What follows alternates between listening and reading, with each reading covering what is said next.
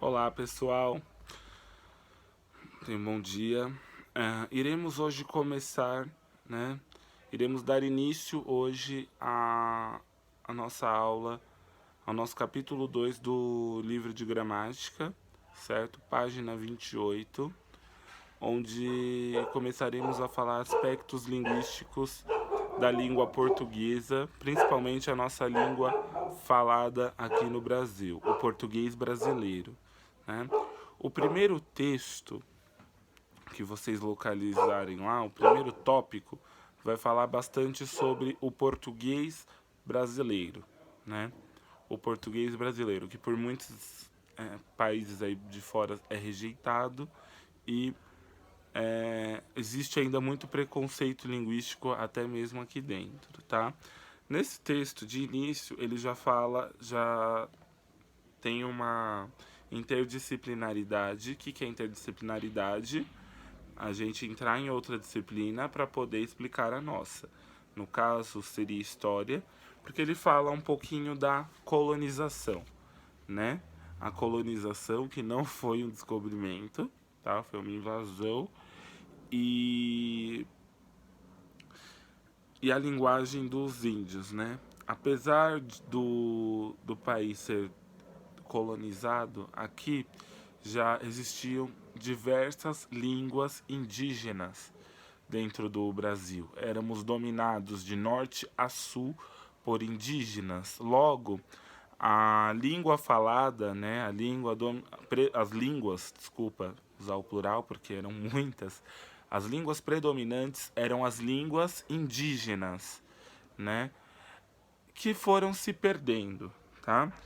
Após o massacre dos índios, infelizmente, né, os negros foram buscados na África para servirem de escravos aos senhores portugueses, né? Tivemos a escravidão, né? Vemos aí que o Brasil ele já passava é, por uma situação de misturas, né? De mesclas, mestiçagens. Uh, Tivemos misturas de raça, né? Negros com portugueses, índios com portugueses, o que resultou a nossa existência de hoje e a existência também da nossa língua, tá? Então, com toda essa mistura, todo esse contexto histórico, resultou no português que falamos hoje aqui no Brasil, que é um português muito bonito, com diversas variedades, tá? Vou explicar agora as diferenças da pronunciação de palavras. O que é isso? Por exemplo, em Portugal, eles falariam leite, já que no Brasil falamos leite, né? Em alguns estados, por exemplo. Aqui em São Paulo, é bem provável que você ouça falando leite, certo? Por exemplo, dente também. A escrita dente. Na língua falada, dente, certo? Isso mostra que o nosso uso da língua ele vai se modificando a cada dia, certo? E é bem provável também, né? Isso é bem nítido em diversas palavras. Por exemplo, muita gente usa o plural no artigo e usa o substantivo no, no singular. Por exemplo, nós não falamos os meninos, a gente fala os menino, né? Os meninos foram brincar, as meninas foram brincar, né? Iremos falar mais adiante nos outros tópicos sobre essa diferença. Bom, diferentes palavras também, né? Lá no livro tá escrito que em Portugal o goleiro é guardador de redes. Falando bem português mesmo, em homenagem aos portugueses. Então, guardador de redes é o quê? Ele é o goleiro lá. Já aqui no Brasil a gente chama de goleiro, né? Então há muita diferenciação do nosso português para o português falado em Portugal. Bom, nós nunca devemos desprestigiar o nosso português, né? Por quê? Porque assim como cada pessoa tem a sua história, cada pessoa tem a sua cultura, cada um tem a sua língua, né? Existe um motivo para hoje falarmos assim, certo? Vamos agora falar um pouco sobre o tópico 2, sobre a língua falada e a língua escrita. Nem toda fala possui a modalidade escrita. Por exemplo, o exemplo que eu dei lá do leite.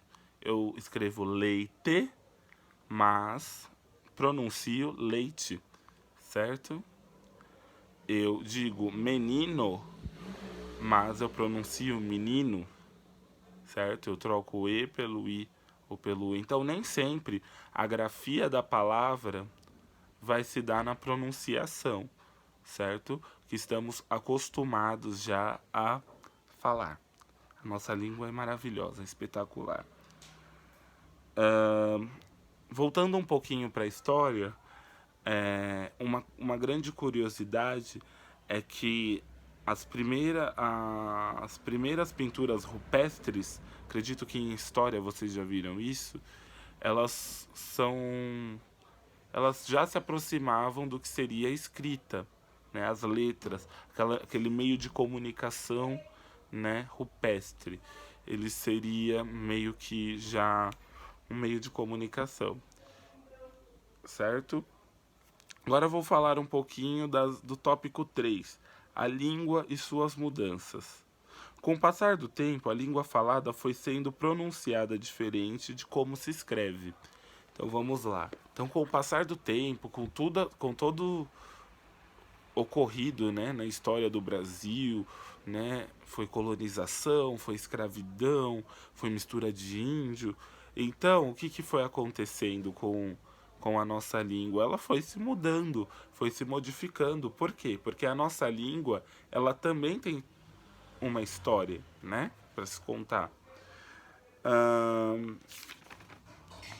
Embora o nome da nossa língua seja língua portuguesa, sua formação é o resultado de outras línguas. Olha que coisa bonita.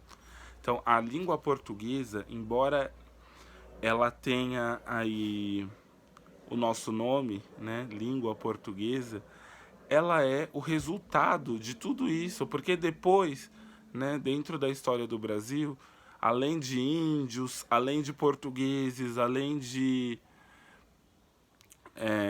africanos, tivemos aqui entradas de diversos povos, né? Tivemos entrada de franceses, né? Italianos, né? E vamos falar em alguns tópicos a mais sobre esse assunto. Então, embora seja chamada língua portuguesa, a nossa língua, ela é o resultado, ela tem uma história, né? Olha que coisa bonita de se contar, né? Porque só aqui no Brasil a gente tem diversas variações de norte a sul, tá? A nossa língua passa por diversas mudanças e a forma que nós brasileiros a utilizamos se varia por cada região, foi o que eu acabei de falar. Então, a cada região brasileira, lá do Amazonas, região ali do Nordeste, região Sudeste e região Sul, né, fala diferente. Por exemplo, eu pego um menino para falar de Minas, né, que seja de Minas, nascido em Minas, e um menino nascido em Pernambuco. Os dois vão falar totalmente diferente, né? O som, a pronúncia, certo? Tá. Um dos principais motivos da variação linguística é a história particular de cada um. Então, olha que coisa mágica. A gente tem o Brasil, a gente tem os estados, certo? De norte a sul do país. E dentro destes estados, cada estado tem a sua história. Tem uma cultura, uma dança diferente e uma linguagem, né? Um linguajar diferente, uma gíria diferente, né? Provavelmente não entendemos muitas gírias do Rio de Janeiro e eles também não entendem muitas gírias nossas, certo? Dentro do nosso primeiro meio social, nosso lar, aprendemos a falar e adquirimos um grande vocabulário. Isso é muito importante. Às vezes, dentro de casa, temos diversos códigos que falamos com nossos irmãos. Às vezes, a gente cria sem perceber, sabe? E dentro de casa, o que é legal nós fazermos? Observar que é o primeiro meio social onde vivemos. Então, os primeiros vocabulários que adquirimos desde criancinha é como posso dizer, é uma herança linguística que temos, certo? Vamos lá. Então, dentro do nosso lar, acabei de ler, isso também se sucede com os nossos pais, avós, tataravós, etc.